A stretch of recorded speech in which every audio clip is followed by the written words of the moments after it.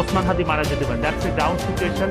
আমরা শত না চাইলেও আমরা তার জন্য কাঁদবো, সবকিছু করবো, কিন্তু শত না চাইলেও এটা বাস্তবতা যে কোনো মুহূর্তে তিনি মারা যেতে পারেন। কিন্তু তিনি যদি বেঁচে যান সেটা অনেক। আসসালামু আলাইকুম ভিউয়ার্স, দেশ ও দেশের বাহির থেকে যারা আমার ভিডিওটি প্লে করেছেন জানাচ্ছি আন্তরিক শুভেচ্ছা ও অভিনন্দন। আশা করি সবাই ভালো আছেন, সুস্থ আছেন, আলহামদুলিল্লাহ। তো ভিউয়ার্স, মর্মান্তিক অবস্থায় ওসমান হাদিকে সিঙ্গাপুর ব্যর্থ হওয়ার পর তাকে নেওয়া হচ্ছে যুক্তরাজ্য তথা লন্ডনে। সেখানে তার আজ রাতেই তার ব্রেনের যে ক্রিটিক্যাল ইনফেকশন সেটি অপারেশন করা হবে। ডাক্তাররা বলছেন ডু অর ডাই, হয় বাঁচবে নয়তোবা তাৎক্ষণিকভাবেই ওসমান হাদি দুনিয়ার মায়া ত্যাগ করে যেতে পারে। এদিকে তার এই অপারেশনের ঘটনাকে কেন্দ্র করেই অনেক ধরনের আলোচনা ও সমালোচনার জন্ম নিয়েছে। অনেকেই বলছেন যে কোনোভাবেই অপারেশন থেকে ফিরে আসার সুযোগ নেই ওসমান হাদির জন্য, একমাত্র আল্লাহই পারেন তাকে রুহানিভাবে ফিরিয়ে রাখতে। সবাই বলে আমিন। দর্শক আসুন, সর্বশেষ যুক্তরাজ্যে তারা অপারেশন, সেই ক্রিটিক্যাল অপারেশন সর্বশেষ বিস্তারিত আপডেট জানবো আমরা রিপোর্টার। সো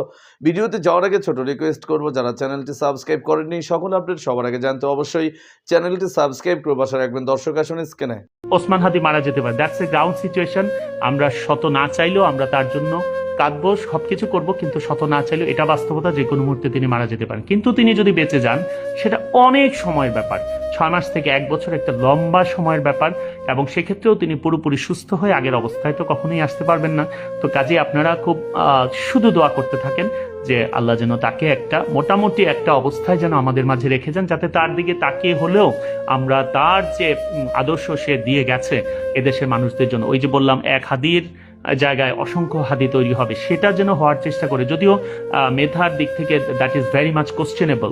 এই ছেলেটা মানে is a high intellectual capability দিয়ে আল্লাহ তাকে পাঠিয়েছে, এবং that is the very reason শত্রুরা তাকে টার্গেট করেছে। এইটা হচ্ছে সবচেয়ে দুর্ভাগ্যের ব্যাপার। আর ওসমান হাদি কিন্তু বলে গেছে যে আমি যদি মারা যাই, আমার যাদের কারণে আমার মৃত্যু হলো তাদের শাস্তির ব্যবস্থাটা করতে পারে। সরকারকে আমি বলছি যে টেক প্রপার মেজার্স, এবং very unfortunately and horribly you are failing, you are failing, you are failing. আপনারা চেষ্টা করেন এদেরকে ধরার জন্য, এবং দৃষ্টান্তমূলক শাস্তির ব্যবস্থা করতে হবে অ্যাজ আর্লি অ্যাজ পসিবল, খুব দ্রুততম সময়ের মধ্যেই।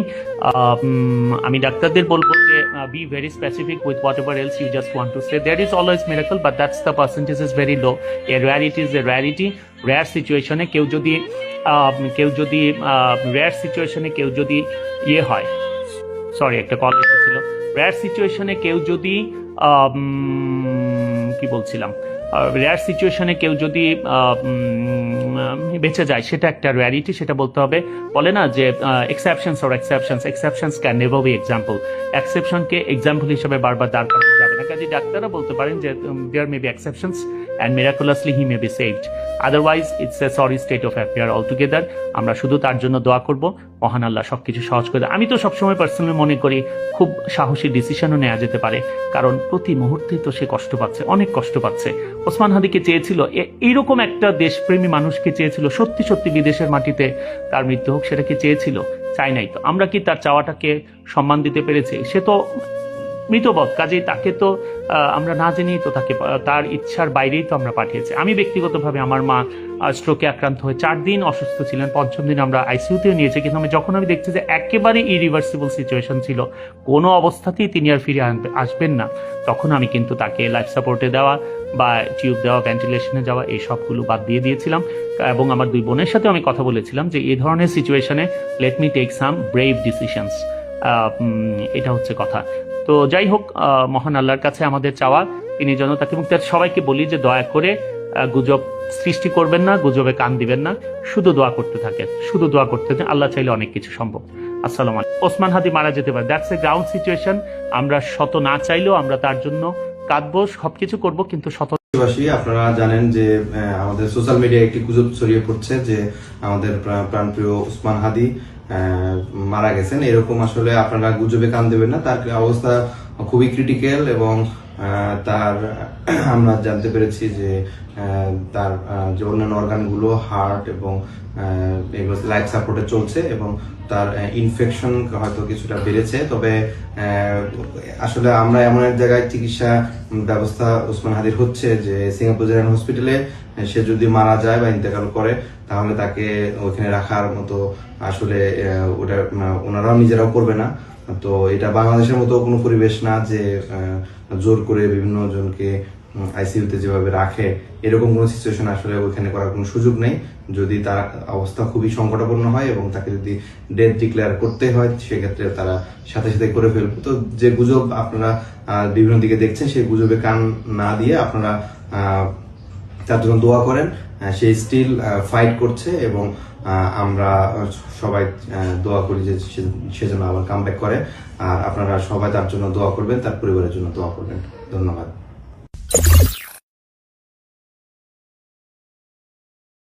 দর্শক, স্ক্রিনে আমরা সে সম্পর্কে বিস্তারিত জানাবো। এই বিষয়ে আপনাদের মতামত কমেন্টে জানান। কেউ ভিডিওটি স্কিপ করবেন না। ওসমান হাদির যদি কিছু হয়, বাংলাদেশকে অচল করে দেওয়ার হুমকি দিয়েছে ইনকিলাব মঞ্চ। শুধু অচল করে নয়, আবারও একটি অভ্যুত্থান, কিন্তু কাদের বিরুদ্ধে? ভারতীয় আগ্রাসন। আসুন সর্বশেষ আরো বিস্তারিত জানবো রিপোর্টে। ওসমান হাদি জীবন মৃত্যুর সন্ধিক্ষণে আছেন। ইনফ্যাক্ট উনি আহত হওয়ার পর থেকেই মোটামুটি সে ধরনের পরিস্থিতিতে। কিছুক্ষণ আগে তার সংগঠন ইনকিলাব মঞ্চের নেত্রী ফাতিমা তাসনিম জুমা একটা স্ট্যাটাস দিয়েছেন। তিনি ডাকসুর ও মুক্তিযুদ্ধ বিষয়ক সম্পাদক। খুবই অ্যালার্মিং কিছু কথাবার্তা আছে, আমি সেটা নিয়ে একটু কথা বলতে চাই। ইনফ্যাক্ট ওসমান হাদিকে কেন্দ্র করে একটা অস্থিরতা তৈরির পয়তারা যে আছে, এটা বোঝা যাচ্ছিল এবং সেটা আস্তে আস্তে আরও স্পষ্ট হয়ে উঠছে। সুতরাং এই মৃত্যু বা এই গুলিবিদ্ধ হওয়াটাকেও আমাদের প্রশ্ন করা দরকার আছে। জুমা যা লিখেছেন আমি একটু পড়ি। ওসমান হাদি এখন জীবন মৃত্যুর সন্ধিক্ষণে দাঁড়িয়ে আছে। পরিবারের পক্ষ থেকে সিঙ্গাপুরে অপারেশন করার অনুমতি দেওয়া হয়েছে। কুইন এলিজাবেথে নেয়ার মতো কন্ডিশন তার শরীরে নেই। আপনারা দোয়া করুন, আল্লাহ যেন তাকে হায়াতে তাইয়্যিবা নসিব করেন। আর ওসমান হাদি যদি রবের ডাকে সাড়া দিয়ে শহীদের কাতারে সামিল হয়, সেক্ষেত্রে পুরো বাংলাদেশের স্বাধীনতাকামী মজলুম জনতাকে সার্বভৌমত্ব নিশ্চিতকরণে শাহবাগে জড়ো হওয়ার জন্য অনুরোধ করা হচ্ছে। খুনিরা গ্রেফতার না হওয়া পর্যন্ত আমরা শাহবাগে অবস্থান করব এবং পুরো বাংলাদেশকে অচল করে দেওয়া হবে।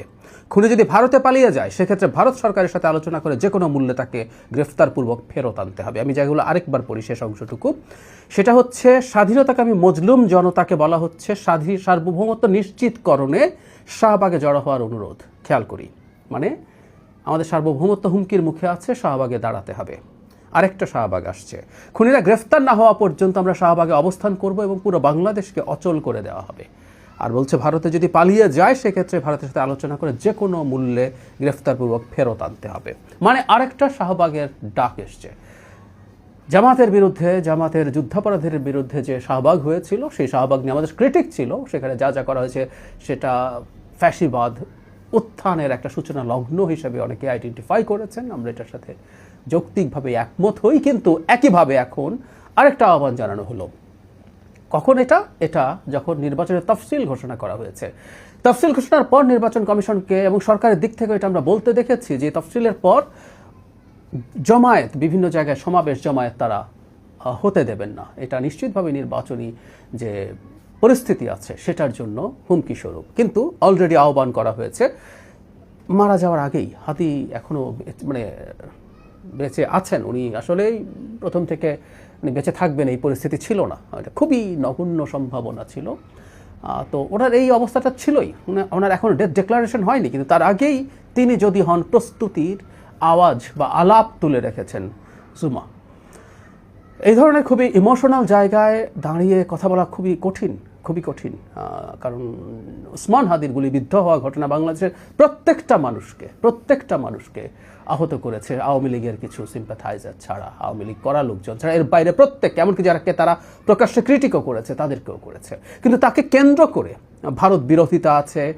সমাজের বিভিন্ন মানুষ যারা তাকে সমালোচনা করেছেন বিভিন্ন ফর্মে প্রকাশ্যে, তাদেরকে হত্যাযোগ্য করে তোলার চেষ্টা আছে। বলা হচ্ছে তারাই নাকি ওসমান হাদিকে হত্যাযোগ্য করে তোলার চেষ্টা করেছেন সেভাবে। সো একটা সংঘাত তৈরির চেষ্টা খুব সিরিয়াসলি আমরা দেখছি, পরিকল্পনা দেখছি। এখন তার সাথে দেশ অচল টচল করে দেওয়া, শাহবাগ করা, এগুলো প্রত্যেকটাকেই আমরা বলবো নির্বাচনকে বানচাল করার সাথে জড়িত হয়ে পড়ছে।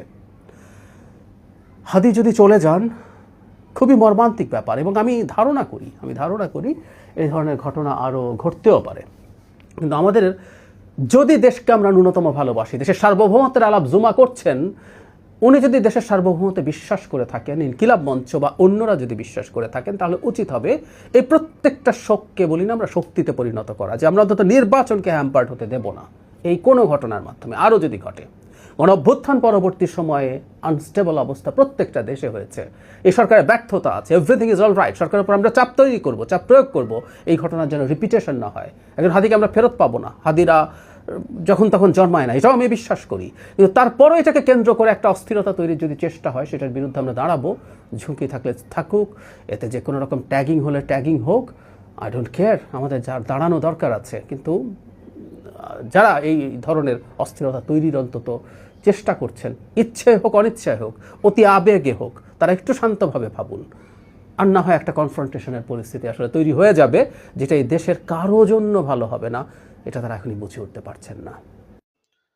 দর্শক, স্ক্রিনে আমরা সে সম্পর্কে বিস্তারিত জানলাম। সো ভিডিও এই পর্যন্ত, ভালো লাগলে লাইক অ্যান্ড কমেন্ট করবেন। দেশের সকল আপডেট সবার আগে জানতে অবশ্যই চ্যানেলটি সাবস্ক্রাইব করে পাশে রাখবেন। দেখা হবে পরবর্তী ভিডিওতে ইনশাআল্লাহ। আসসালামু আলাইকুম ওয়া রাহমাতুল্লাহ।